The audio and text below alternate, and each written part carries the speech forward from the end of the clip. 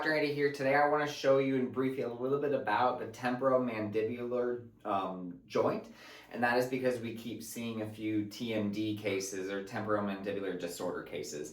So a lot of our patients, they're coming in with pain, or these patients, they're coming in with pain in their jaw. They might have clicking, they might get tension headaches, they might get neck pain. They're just feeling all kind of like bound up in this area, and as a result, we get some clicking and popping and pain in our jaw. Sometimes it's diagnosed by your dentist, and then they might send you over to us because you're dealing with this issue and we got some stuff that can help, right? So just a really quick overview of the TMJ so you're a little bit more familiar with what it is.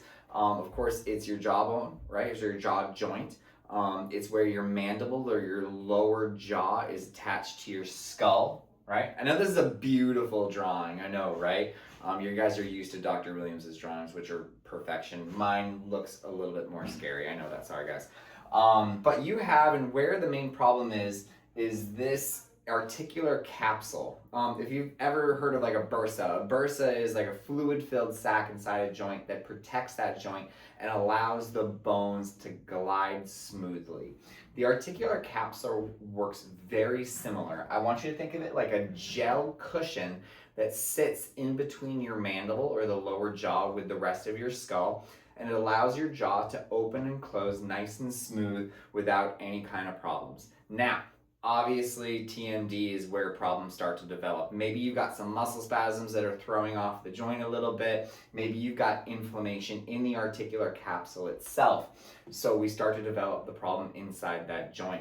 Where you have your muscles, and I'm going to show you where the muscles are, your temporalis muscle, it's like a big fan along the side of your skull, and it waves down into the jaw like that, and it's what's responsible for closing your jaw.